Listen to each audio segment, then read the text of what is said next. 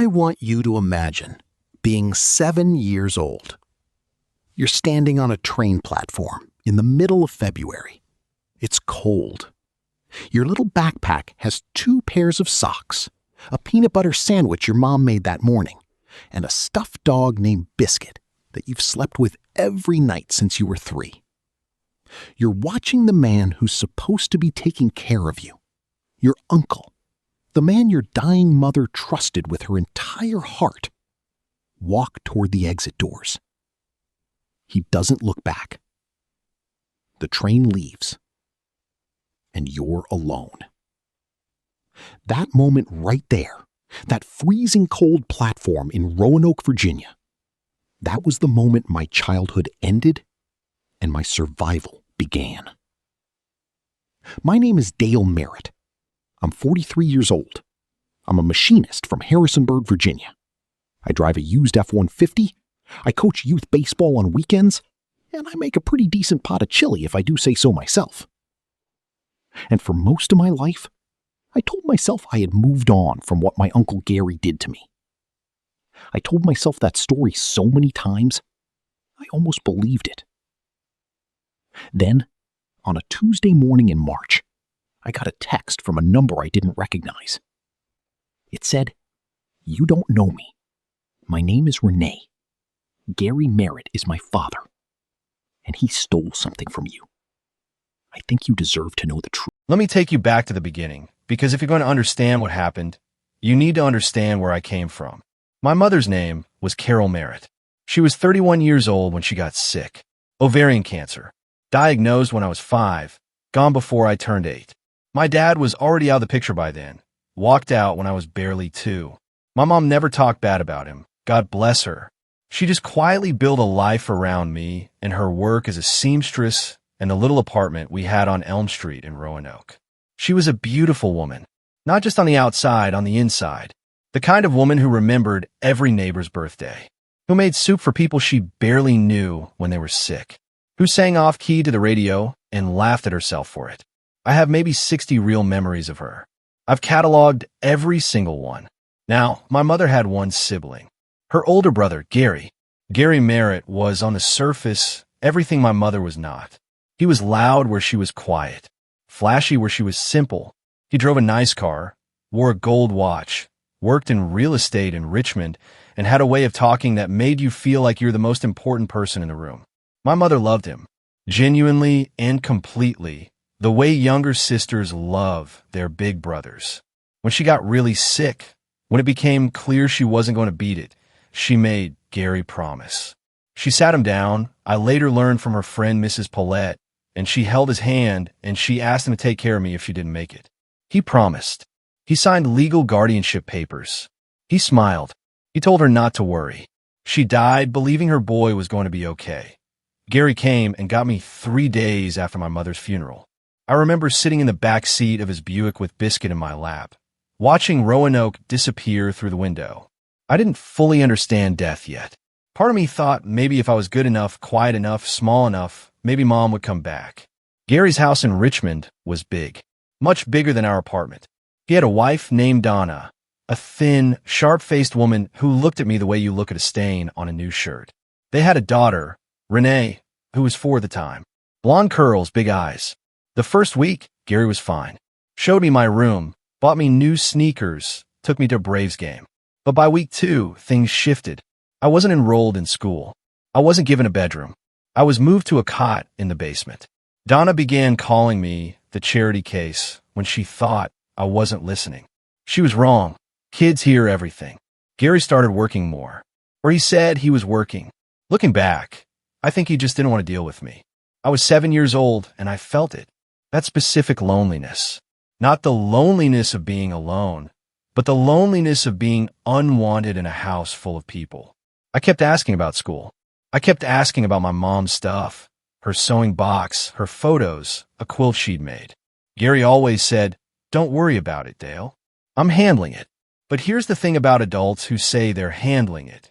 Sometimes what they mean is, I already handled it. For myself. And then came that Saturday in February. Gary told me we were going to visit someone. A friend of his, he said. someone who could help figure out the next steps for me. He packed a bag for me. Small bag. My clothes, biscuit, a juice box. He was cheerful that morning in a way that felt strange. The way people are cheerful when they've already made a decision and the hard part for them is already over. We drove to the Roanoke train station. He walked me inside. He bought me a bag of chips from the vending machine. He told me to sit on the bench and wait. He said he had to make a phone call. I waited and waited. I watched the doors. The platform got busy and then quiet and then busy again. He never came back. That a station worker named Mr. Howard found me 40 minutes later. I told him my uncle was coming back. I told him his name was Gary. I told him we were visiting a friend. Mr. Howard was a big, quiet man with a gray mustache and kind eyes. He knelt down next to me and he said, "Son, your uncle called the station. He left your name and a phone number." The phone number was for a social services caseworker in Roanoke County. Gary Merritt had planned this. He had called ahead. He had it arranged before we even left his house that morning. The cheerfulness, the chips, the phone call. It was all theater. He was saying goodbye to me in a way that let him feel clean about it. He abandoned me at a train station the way some people abandon a dog at a rest stop. Child Protective Services came within the hour. I was placed in emergency foster care that night. A couple named the Gordons on the east side of Roanoke. Good people, I want to say that. Francis and Tom Gordon were genuinely good people who took in kids when the system ran out of options. But they weren't my people. I bounced through 3 foster placements over the next 4 years before a couple named Bill and Sandra Aldridge finalized my adoption when I was 11. Bill was a welder. Sandra taught 2nd grade. They lived in Harrisonburg in a house with a yellow porch and a beagle named Hap. They saved me. I want to be clear about that. They're my real parents in every way that matters, and I am grateful for them every single day of my life. But that doesn't mean Gary Merritt didn't take something from me. Because here's the thing I didn't know, couldn't have known, until Renee's text arrived 36 years later. He didn't just abandon me. He robbed me, my mother had life insurance. A $200,000 policy she had taken out when I was born, the kind of thing a woman working as a seamstress sacrifices and saves for, because she wants to make sure her kid is taken care of no matter what happens to her. She named me as the primary beneficiary. But because I was a minor, she appointed Gary as the trustee, the person who would manage the money until I turned 18. By the time I turned 18, Gary had liquidated the entire account. Every dollar. Gone. He had used his guardianship status, his power of attorney, and his access as trustee to drain that account over the course of about 14 months, starting just 2 weeks after my mother died. He left me at that train station, walked away clean, and pocketed $200,000 that my mother worked herself to the bone to leave for her son. I didn't know any of this. For 36 years, I didn't know. I'm going to be honest with you, because that's the only way to tell this story right. When I read Renee's text that morning in the parking lot, my first feeling wasn't rage. It was grief. Pure, cold grief. The kind that comes back like a wave you thought you'd already survived. I thought about my mom, about how she was sick and scared and she was still trying to protect me, still filling out paperwork and paying premiums on an insurance policy with hands that were already hurting. She was thinking about me right up until she couldn't think anymore. And Gary took that. He took her last act of love for me, and he cashed it in.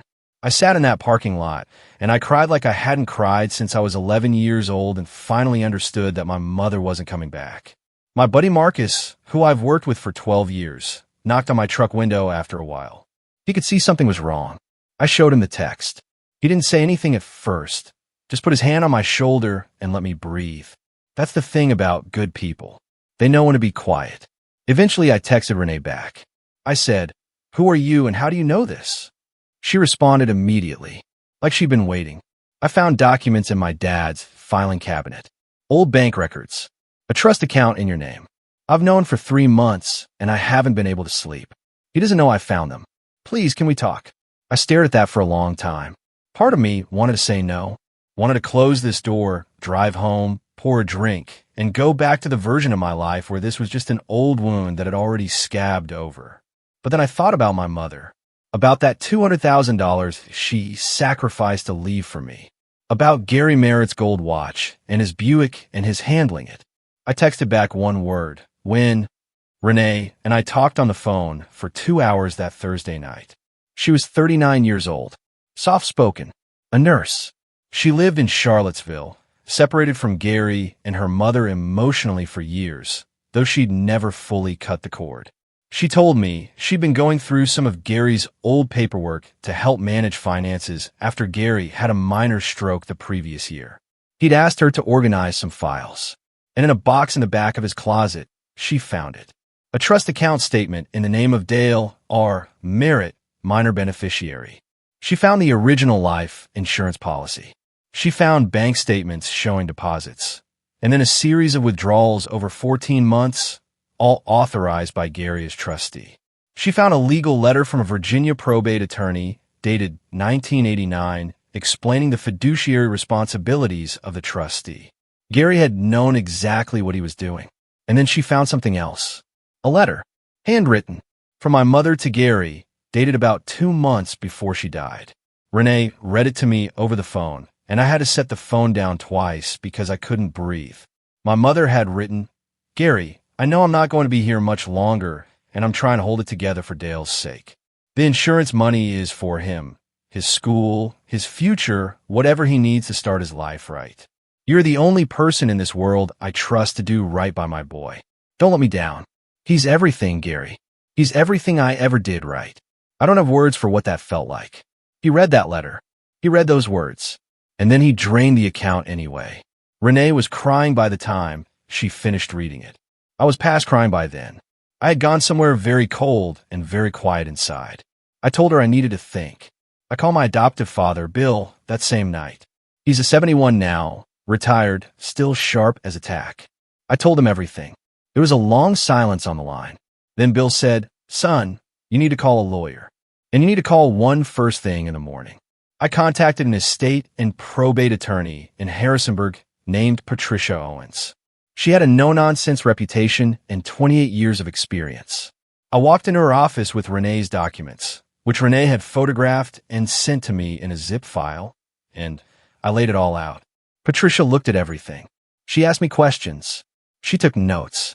And then she folded her hands on her desk, and she looked at me steadily, and she said, "Mr. Merritt, what your uncle did is called fiduciary fraud. In plain terms, he was legally obligated to protect that money for you, and instead he stole it. The statute of limitations in Virginia for this type of claim is tricky, but given that you had no knowledge of the fraud until now, we may have grounds to argue the clock didn't start until the discovery of harm. I want to dig into this." She started digging, and what she found made the original betrayal look almost small by comparison. Gary Merritt, it turned out, had not had a quiet life of easy prosperity since 1989. The money he stole, my mother's $200,000, had been spent within 5 years. Bad real estate deals, a business venture that collapsed, a period of serious gambling that Renee only vaguely remembered as Dad being stressed when she was a kid. By 1998, Gary had remortgaged his house twice. By 2003, he and Donna were living in a much smaller place in a suburb outside of Richmond. The gold watch was gone. The Buick was long gone. Gary Merritt had stolen $200,000 from a dead woman's child and had nothing to show for it except a stroke at 67 and a daughter who no longer trusted him. But here's where it gets very real. Patricia Owens connected with a forensic accountant.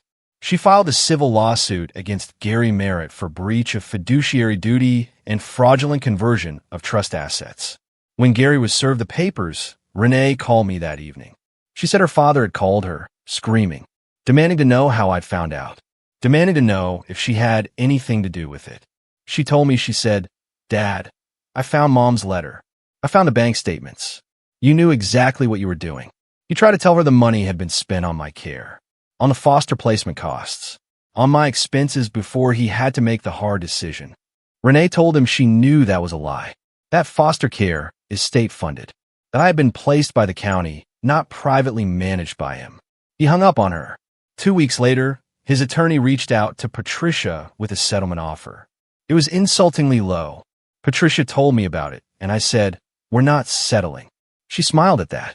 The civil case moved forward. Gary's attorney tried to argue the statute of limitations. Patricia argued fraudulent, concealment, that Gary had actively prevented me from ever discovering the truth by abandoning me before I could ask questions, and that the clock on discovery only began the day Renee texted me. The judge agreed with Patricia's framing. The case proceeded.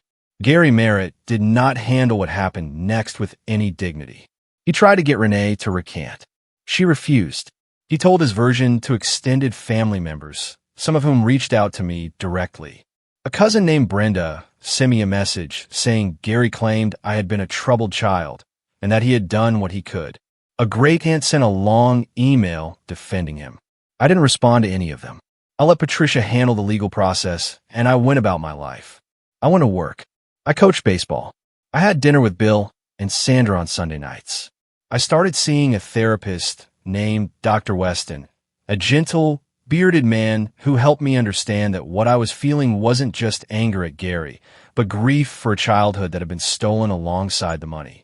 That was important, more important than I expected, because I realized, sitting in Dr. Weston's office one Wednesday afternoon, that I had spent 36 years quietly believing, somewhere deep and unspoken, that I had been abandoned because I wasn't worth keeping. That's what abandonment does to a 7-year-old. It writes a lie into the center of you, and you spend your whole life working around it without even realizing it's there. My mother left me everything she could. Gary took it and told himself whatever story let him sleep at night. That was about him. It was never about me. That was the day something actually healed. The civil case was resolved 14 months after Renee first texted me. The judge found in my favor. Gary Merritt was ordered to pay restitution of $200,000, the original trust amount, plus interest calculated from the date of the last unauthorized withdrawal in 1990. With interest, the total judgment came to just over $340,000. Gary Merritt did not have $340,000. He had a house, the small one in the Richmond suburb, with about $180,000 in equity. He had a modest retirement account. He had a 10-year-old Toyota. The court ordered a lien on the house. His retirement account was partially seized within legal limits. He entered a payment arrangement for the remainder. He will be paying me for the rest of his life. And there was one more thing. Patricia had flagged the case to the Virginia State Bar's Financial Crimes Division during the proceedings. Based on the documentation and the judge's findings, Gary's conduct was referred for review of potential criminal charges. He was 70 years old with a documented health condition, and the Commonwealth ultimately chose not to pursue criminal prosecution given his age, his cooperation with the civil judgment, and the decades that had passed. I want to be honest, part of me was disappointed by that. But Patricia said something that stuck with me. She said, "Dale, the man lost his daughter, his reputation, most of his assets, and whatever story he told himself about being a decent person. There is no version of his life now where he doesn't know what he did and what it cost him. Sometimes that's the heaviest sentence of all." I want to tell you about the day the first check arrived. It wasn't dramatic. It came in the mail like any other piece of paper, a bank draft, handled through the attorneys. I held it in my hands for a while. I didn't feel what I expected to feel. I thought I'd feel triumphant, vindicated, maybe even a little bittersweet. What I actually felt was quiet and sad and grateful. Sad because no amount of money brings back what I lost. Not the childhood, not the mother, not the years of wondering somewhere beneath the surface if I had been worth choosing. Grateful because my mother, Carol Merritt, seamstress, terrible singer, maker of peanut butter sandwiches, had loved me enough to plan for me when she was dying. And that love, all these years later, still found its way home. I used part of the settlement money to set up a small college fund for my daughter, Maya, who is 16 and wants to study marine biology. I put some into my retirement. I made a donation to a foster care support organization in Roanoke County, the same county that sent Mr. Howard to find a lost little boy on a cold train platform in February of 1989. That last one felt, right in a way I can't fully explain. Renee and I still talk. She's not my family in the traditional sense, but she's the person who made a hard, brave choice when she could have looked away. She found those documents, and instead of protecting her father's secret, she protected a stranger's truth.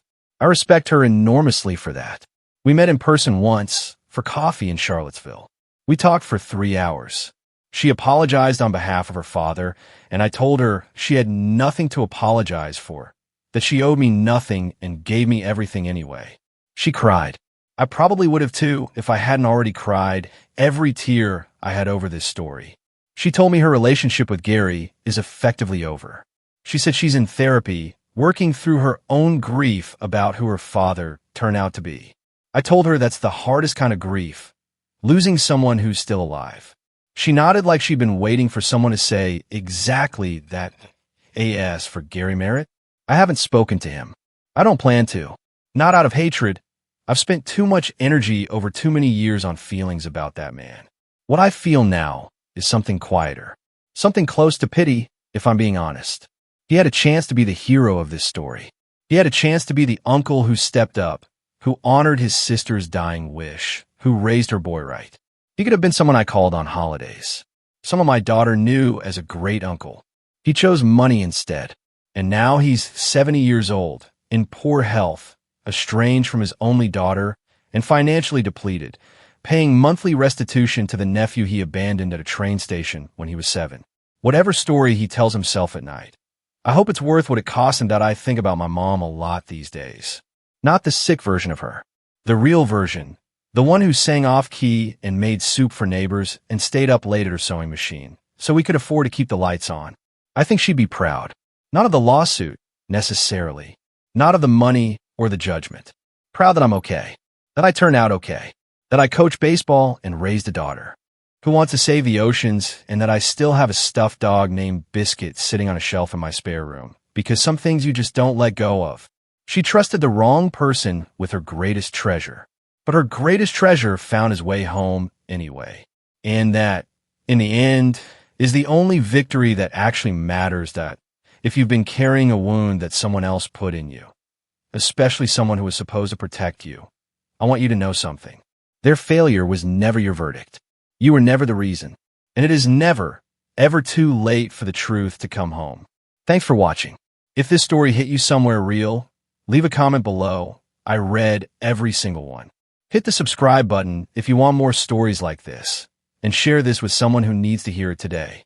Take care of yourselves. I'll see you in the next one.